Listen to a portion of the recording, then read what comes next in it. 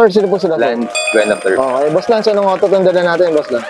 Corolla Cross. Corolla Cross. Boss, ito, ano bang tema na itong Corolla Cross natin? Sige.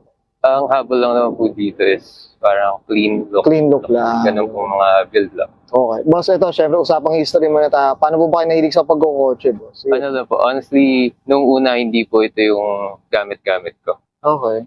And then, nung sinabi po sa akin na papalitan na lang yung gamit ko, napili ko po kasi nung una is Yaris Cross sana. Ay, okay. And then, nung nakita ko po in person to, dito na po ako Mas na-in love ko dito. Yeah, Parang ganun. Uy, mas interesado na po.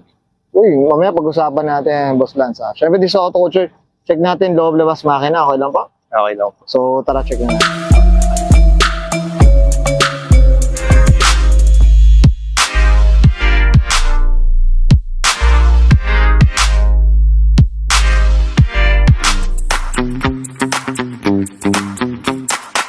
Okay, usapang interior tayo, Boss Lance. Ano meron dito, Boss? Wala naman po masyado. Ang Okay. nalagay ko lang po sa loob is itong race na...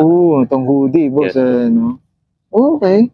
So, Ayun, talagang wala po. ito yung ano pala niya, no? Loob niya, Boss. Yes po. Tapos, Okay. speakers po. Front and rear. Napalitan na. Nagpalit. Maano na, medyo pang mas maganda na tumunog na ito. Po. Pero more on clarity lang. Clarity. Ayun, grabe, no? Iba na rin talaga pag modelo na rin talaga, Pero boss. sa sounds po kasi, depende. Depende, boss. Ito, boss, ito. Gaano ba kalaki itong monitor natin dito? Sige. Ang alam ko po, almost 11 inches.